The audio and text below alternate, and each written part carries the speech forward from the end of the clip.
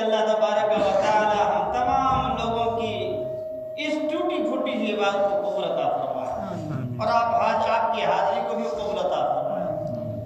सबसे पहले तारीफ व तौसीफ बराई व किबरियाई उस वहदहू ला शरीक के लिए है, उस मालिक खालिक कायनात के लिए है, जो जलाल वल इकराम के लिए है, जो काली जंगल में काली पत्थर पर जब काली चूटियां चलती है तो उसके रेंगने की भी आहट को सुनता है, जिसके कब्जे कुदरत में सारी जहान है। उस अल्लाह रब्बुल आलमीन का भी पाया शुक्र एहसान है कि जिसने हमें इंसान बनाया और इंसान से अपने आखिरी हबीब मोहम्मद रसूलुल्लाह का उम्मती बनाया।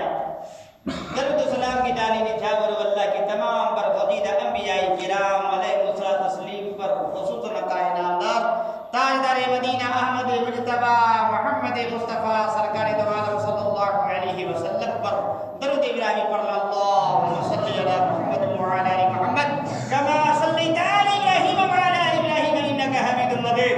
अल्लाहुम्मा बारिक अला मुहम्मद व अला आलि मुहम्मद कमा बारकता अला इब्राहीम व अला आलि इब्राहीम इन्नका हमीदुम मजीद। जुमा का दिन है मेरे भाइयों, हम लोग कलमा पढ़ने वाले ला इलाहा इल्लल्लाह की गुलामी का पट्टा अपने गले में डालने वाले हैं। बड़े ही अफसोस के साथ कहना पड़ता है कि इस्लाम को आए हुए तकरीबन जो तारीख हमारे उलमाए किराम बतलाते हैं कि 1442 साल हो चुके हैं। ये इस्लाम का आया हुआ सबसे पहला पैगंबर, सबसे पहला नबी आदम अलैहिस्सलाम से ही इस दीन की बुनियाद रखी गई है। तो जो लोग ये कहते हैं कि 1400 साल दीन इस्लाम की तारीख है, वो गलत कहता है, क्योंकि इस्लाम की तारीख और इस्लाम की बुनियाद हमारे बाप दादा आदम अलैहिस्सलाम ने अपने हाथ से डाली थी और इस दीन की तकमील आखिरी मोहम्मद अरबी सल्लल्लाहु अलैहि वसल्लम के हाथों से तकमील हुई थी। कुरान शाहिद है, अल-यौमा अकमलतु लकुम दीनकुम व अतममतु अलैकुम निअमती व रदीतु लकुमुल इस्लाम दीना। क्या मेरे महबूब, मैंने आज इस्लाम को पूरा कर दिया और दीन इत्मामी नेमत अता कर दी गई है और इस्लाम को चुन लिया गया है मुसलमानों को मुनसिफाना जिंदगी गुजारने के लिए। तो इस्लाम जब से आदम आए तब से ही इस्लाम की वजूद है। इस्लाम उसी समय से। तो आज मेरे भाइयों, मेरे बुजुर्ग और दोस्तों, इस्लाम के जो मानने वाले लोग हैं इस वक्त, ये लूल्हे, लंगड़े, कमजोर, जईफ, आज हर बस्ती के अंदर, आज हर गांव के अंदर, खासकर अहले हदीस के कस्बे के अंदर इस्लाम का जनाजा निकलता जा रहा है। इस्लाम बहुत ही कमजोर है। एक एक पहलू पे आपने डाले, इस्लाम कमजोर है और ये किसी ने नहीं किया। ये इस्लाम को इस्लाम के मानने वालों ने खुद कमजोर किया, ये किसी ने नहीं। वरना इस्लाम की तारीफ, इस्लाम तो ऐसा बेहतरीन दीन अल्लाह के रसूल सल्लल्लाहु अलैहि वसल्लम ने हमें दिया है। अल्लाह ने जो हमें इस्लाम दिया है वो इतना बेहतरीन इस्लाम है जिसको हम लोगों ने समझ ही नहीं सका, या हमारे उलमाए किराम आपको समझा नहीं सके। वरना आज इस्लाम की जो है ये हालत जो बनी हुई है वो आज ये हालत नहीं होती। और ठीक देखिए, जिस तरीके से आज इस्लाम को इतनी आजादी मिली है कि आप नमाज पढ़ सकते हैं, आप अपने चेहरे पे दाढ़ी रख सकते हैं, आप सर पे टोपी लगा सकते हैं, लेकिन अगर मुसलमानों ने इसकी नाकदरी की तो वह दिन दूर नहीं कि मुसलमानों तुम्हें मस्जिद में नमाज पढ़ने से रोक दिया जाएगा, तुम्हें दाढ़ी रखने से भी मना कर दिया जाएगा। इसलिए मौके गनीमत समझो इस इस्लाम को, इस दीन को, कि अल्लाह ने जो तुम्हें इतमामी नेमत तुम्हारे गोद में जो दी है, इन्हें आप कीमती अनमोल समझ करके जो है इन्हें माने। और आज अफसोस, कोई हमारा रहबर, कोई हमारा दीन, कोई हमारे बस्ती में ऐसा सेक्रेटरी, ऐसा सदर नहीं है जिसकी सदारत से हमारे मदरसे की जो है मस्जिदें जो है आसमान पे तरक्की करे। आज मदारिस इस्लामिया के उलमा का ये हाल है कि आज हमारे उलमा जो हमें संभालते हैं, हमारे बच्चों को संभालते हैं, आज उनकी तनख्वाहें 9,000 10,000 है। और समाज में सबसे कमजोर आज अगर है ये इस्लाम की दाई, इस्लाम के मुबल्लिग अल्लाह, जिसने मस्जिदों को बजाया, जिसने मस्जिदों को सजाया, आपके बच्चों का मुस्तकबिल जो है संभाला, जिसने आपको आखिरत के रास्ते दिखाया, जिसने आपको जहन्नम के रास्ते से बचाया। आज हम मुस्लिम मुआशरे के मुसलमान आज अपने उस रहबर को कमजोर कर रहे हैं। आज हमारा रहबर जो हमारा आलिम है, इस मस्जिद का जो इमाम है, वह आपकी बस्ती का सबसे पिछड़ा हुआ इंसान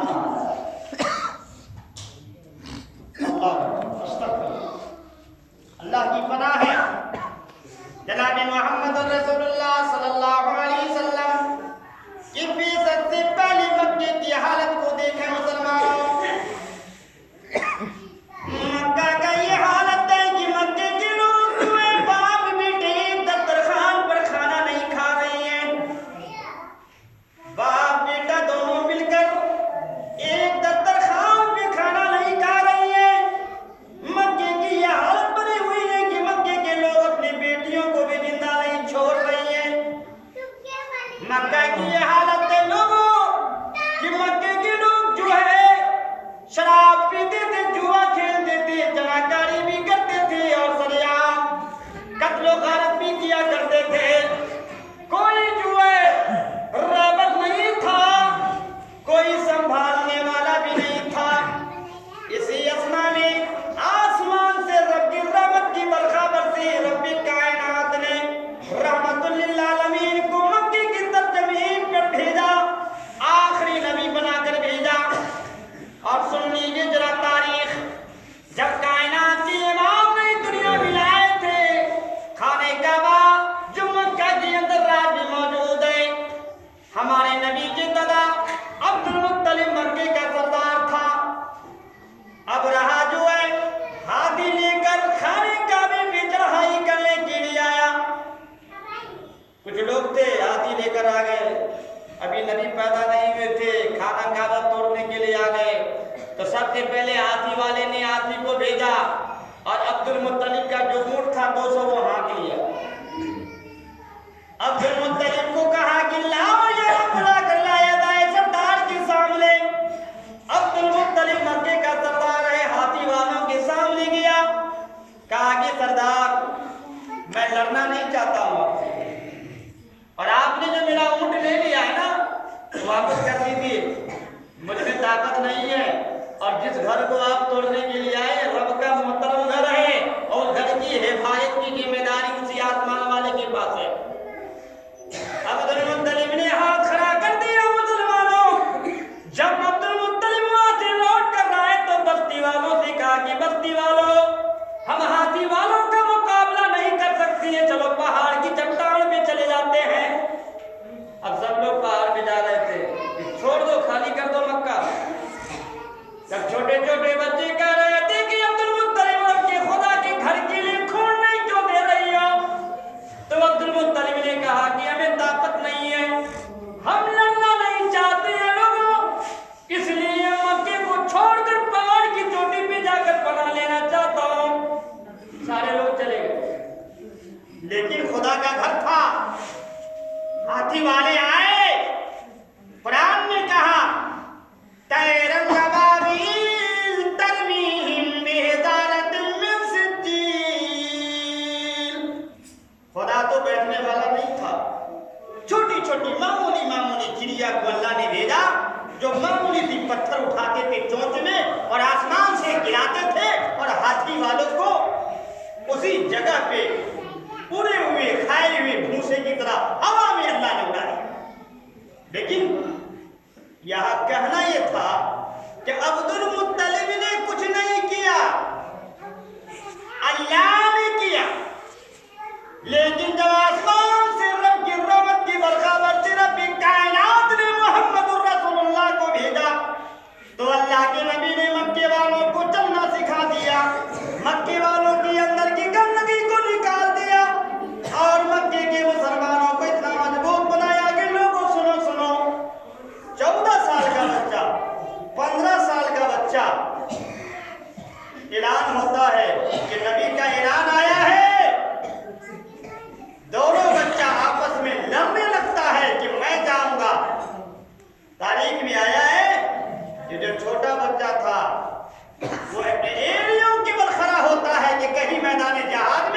में जाने से कहीं जो है मना न कर दे, इसलिए अपने एड़ियों के बल खड़ा होता है और दोनों भाई मुकाबला करता है कि मैं जाने के तैयार हूं। अल्लाह अकबर।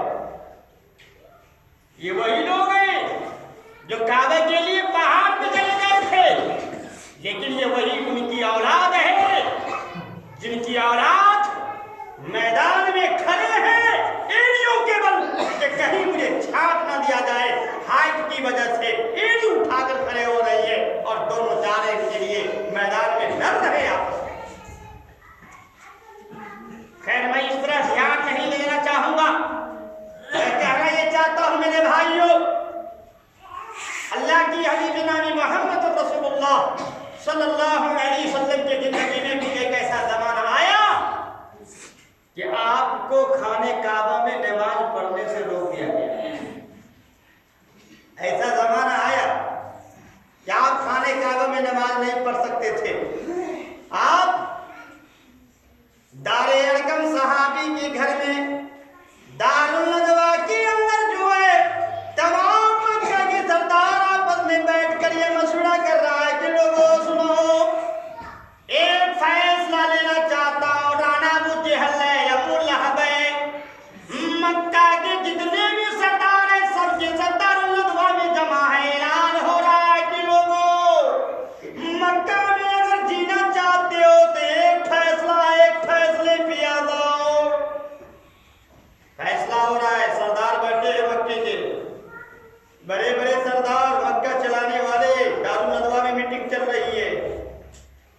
कायनात के इमाम जो है जनाब मोहम्मद रसूलुल्लाह जो है अपने एक सहाबी के घर में चुपके चुपके नमाज पढ़ रही है और बड़ी गार्ड में चचा हमजा खड़े हैं, दुश्मन मीटिंग कर रही है। फैसला होता है मक्का के लोगों से कि लोगों, अगर तुम में किसी कोई दिता का तर हिम्मत है तो मोहम्मद का सर काट के लाओ, मैं तुम्हारे सामने में जो है मक्के की चाबी रख दूंगा। और मक्के की चाबी नहीं, जितनी दौलत चाहोगे उतनी तुम्हारी कदमों में रख दिया जाएगा। और मंत्रालय जो होता है ना, वो मंत्रालय भी तुम्हें सपोर्ट किया जाएगा, लेकिन शर्त है, एक शर्त वो है कि जो मोहम्मद को सरकार के यहाँ ला दे। अब मीटिंग में सब लोग देखा, ये तो यहाँ बैठने वालों की हिम्मत नहीं है, लेकिन एक है ऊंट का चरवाहा है, वो इंसान है जो इस काम को कर सकता है। इसीलिए हर नमाज पढ़ने वाले से कुछ काम नहीं है।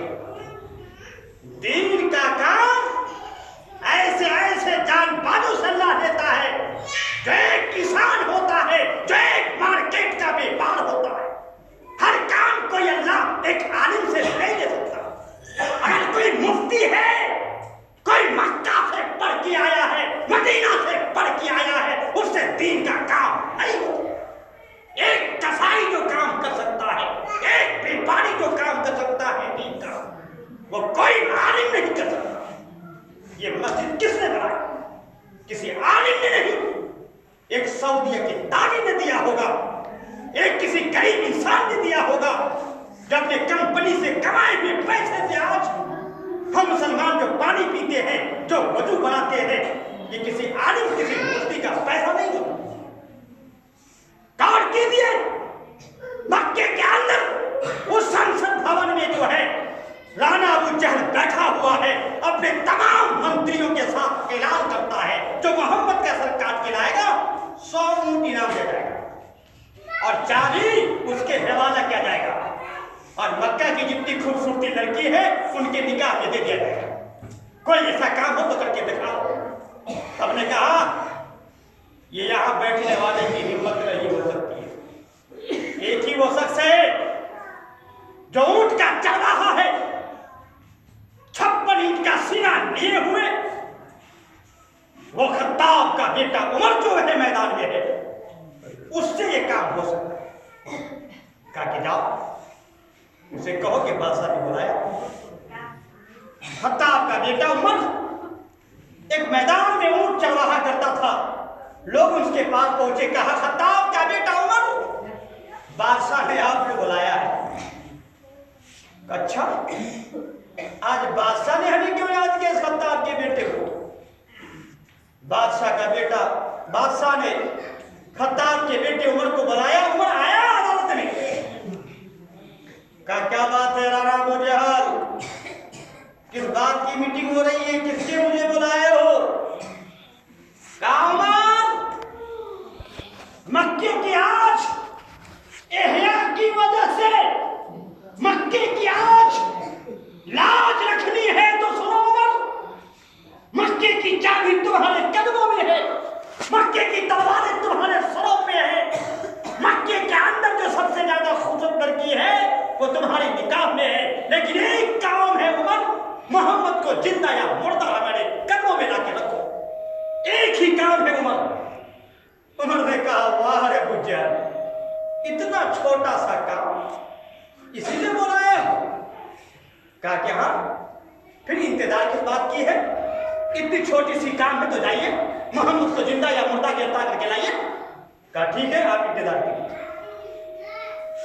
हाथे उमर, ये खत्ताब का बेटा ऊंट का चरवाहा, ये अपने सर में इमामा बांधता है, हाथों में लगी तलवार और ईंटों की जीने कसते हुए सवार होकर मोहम्मद के ताबूत के लिए निकल गए।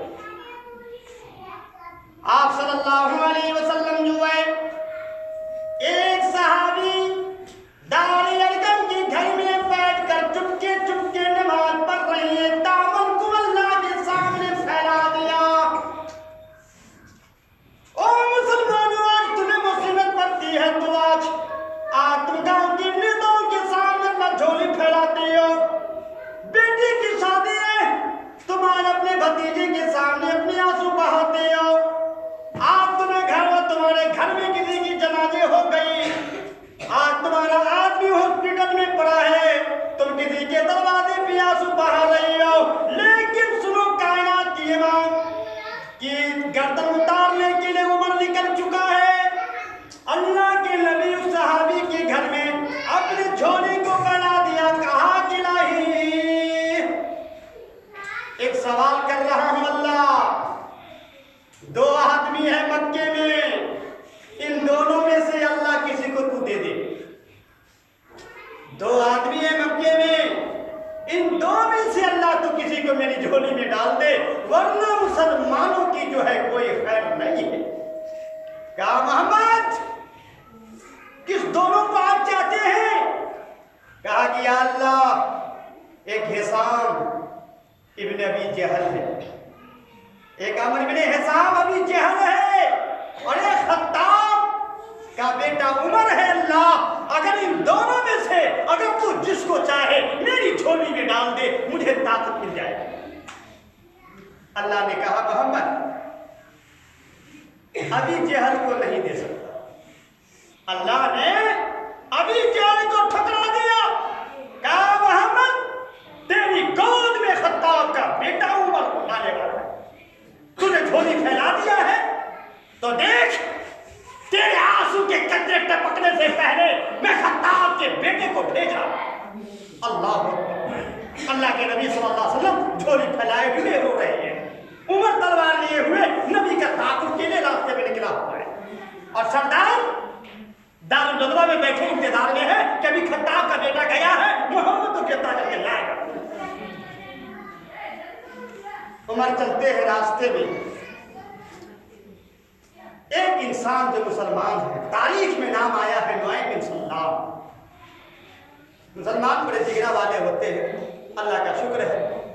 वो डरता है तो एक अल्लाह से डरता है, वो डरता सबसे नहीं है।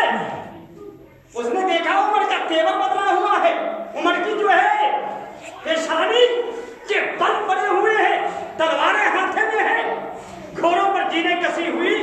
कहाँ जा रहा है? पूछा उमर, कहाँ जा रहे हैं? हंसते हुए कहा उमर ने, जा रहा हूं आज तेरे नबी मोहम्मद का सफाया करने के लिए। आवाज तेरे मोहम्मद ने जो घर घर में आवाज लगाई है, घर घर में जो लड़ाई लगाई है, उसका आज सफाया करने जा रहा। उसने कहा खबरदार उमर, मेरे नबी के ऊपर आंख डालने से पहले, जुबान खोलने से पहले उमर, पहले जो आंख बुझाने के लिए निकले हो ना, वो आग तुम्हारे घर में लगी हुई है, उस आग को बुझाओ। का क्या मतलब? का जिस आग को बुझाने चले हो तुम्हारे बहन बानोई के घर में लगी हुई है, उसको पहले बुझा लो, फिर नबी की तरफ आगे कदम बढ़ाना। का अच्छा ये बात मेरे घर में है? कहा सवारी मोड़ दिया बहन की तरफ। रास्ते में खबर मिली कि बहन भी मुड़ गई है मोहम्मद की तरफ। बहन के दरवाजे में पहुंचा, बहन घर में बैठकर कुरान पढ़ रही थी, आवाज आ रही थी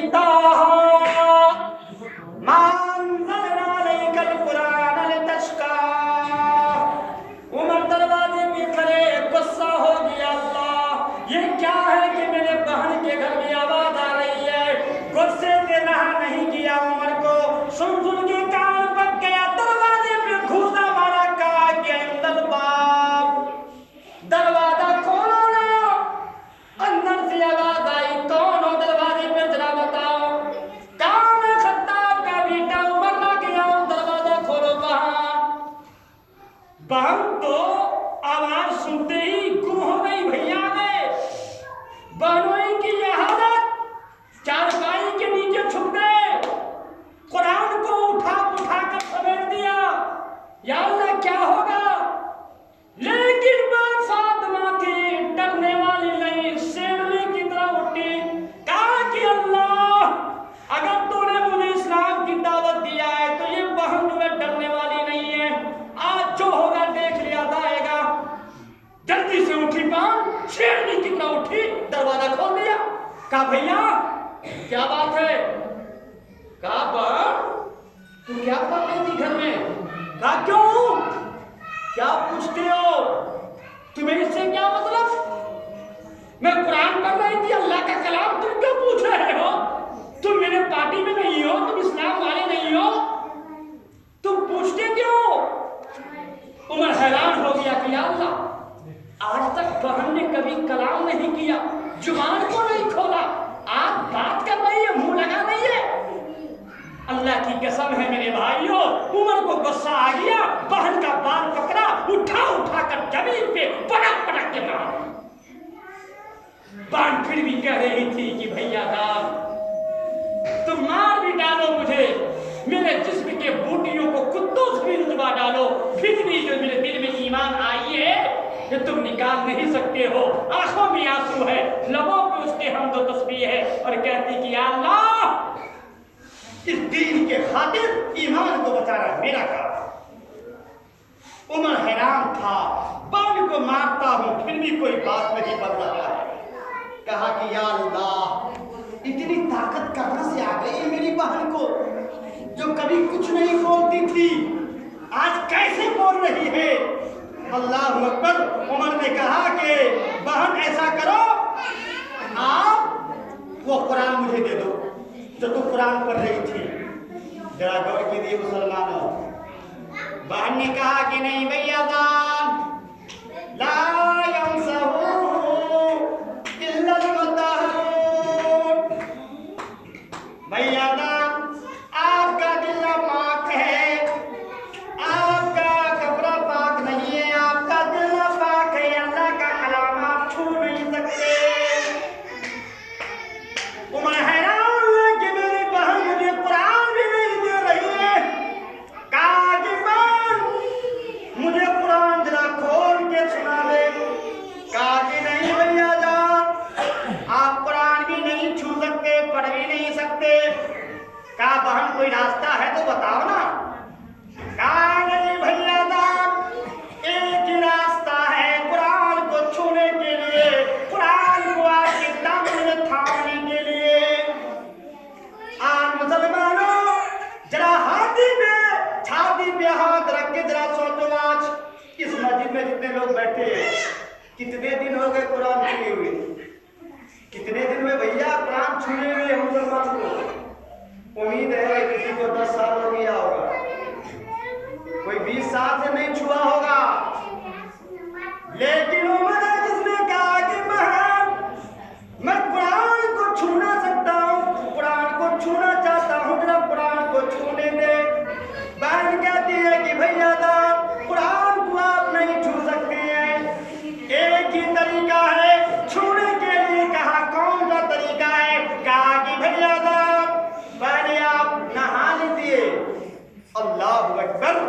ओ मुसलमानों, आज कैसे हम अपने आप को इस्लाम वाले कह सकते हैं, कैसा अहले हदीस कह सकते हैं? क्या जुमा का दिन है, जाओ घर घर में पूछ के आओ। ना हमने छुआ कुरान को, ना हमारी बेटियों ने छुआ, ना हमारी बहू ने छुआ, ना हमने छुआ, फिर हम कैसे कहें हम अल्लाह वाले अहले हदीस हैं? ऐ मुसलमानों, आज हमने कुरान को जो है, हमने जो है कुरान का जो है मजाक उड़ाया, इमाम का मजाक उड़ाया। इन तमाम बातों पे गौर कीजिए। कहा बहन से भैया ने कि बहन, अगर नहाने की जरूरत है तो मैं चाहता हूं कि मुझे आप जल्दी नहला दीजिए। बहन पानी लाई, भैया आंगन में बैठ गए, बहन पानी डाल रही है, भैया नहा रही है। बहन निगाह आसमान की तरफ उठाकर कहती है कि अल्लाह, पानी डालना मेरा काम है, मेरे भैया के अंदर जो गंदगी है निकालना तेरा काम है अल्लाह। अगर मेरा भैया जहन्नम में चला गया तो मुझे क्या मिलेगा या अल्लाह? बान मारे खाई हुई है, खून से लथपथ है, बान पानी डाल रही है, उमर नहा रहा है। जब नहा लिया तो उमर ने कहा कि बहन अब तो जरा कुरान दे दो। अल्लाह अकबर। जब उमर को कुरान दिया गया, जब कुरान की आयत पढ़ी गई,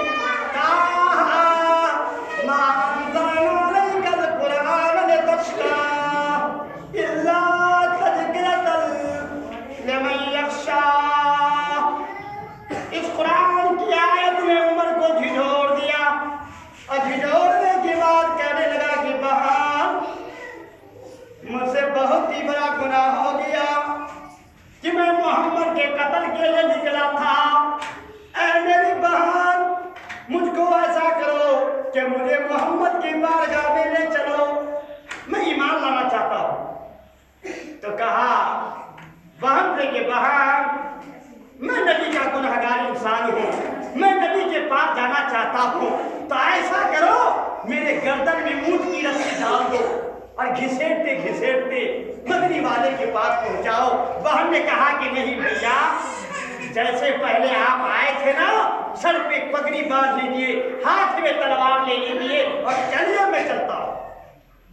अब नबी के पास चल रहे हैं, नबी अरकम साहबी के घर में बैठे हैं, सिक्योरिटी गार्ड में नबी के चाचा हत्या हमने खड़े हैं, खिड़की के झिरोकों से देख रही है, कोई दुश्मन नहीं आए।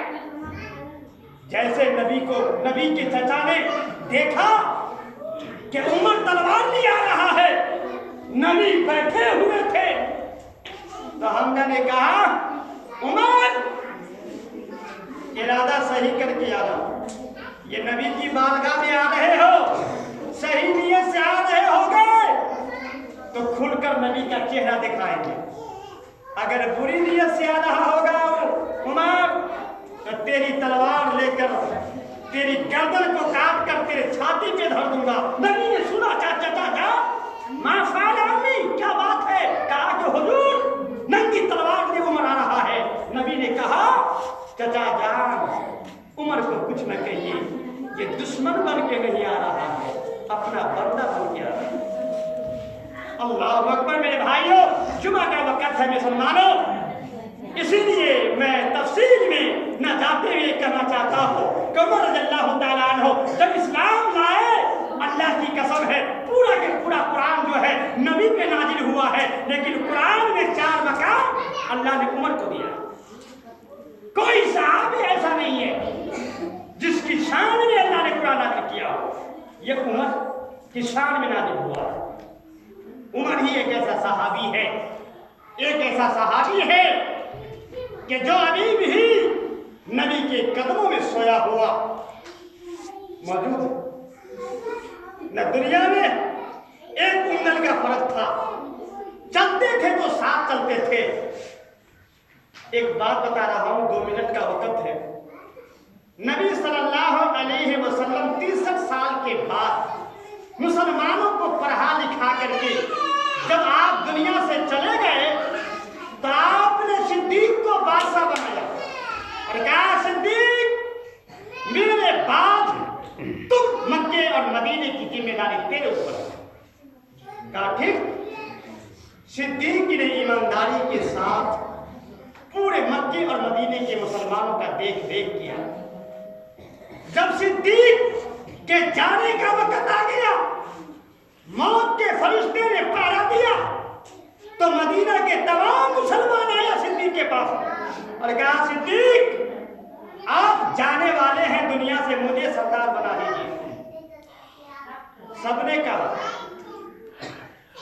लेकिन सिद्दीक ने उन तमाम मुसलमानों को रद्द कर दिया जिसने ये कहा कि मुझे सरदार बनाइए मदीने का।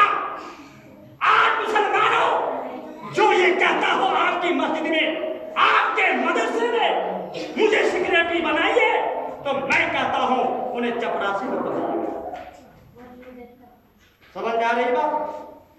जो ये कहे मैं इस मस्जिद का खजांची बनता हूं, मेरे हबीब ने कहा उसे तो अपने मदरसे का चपरासी नहीं बनाना। सिद्दीक के पास पूरा मदीना का मुसलमान आके कहा कि अबू बकर आप मरने वाले हैं, मुझे सरदार बना दीजिए। अबू बकर ने कहा नहीं। किसको बनाया? उमर को बनाया।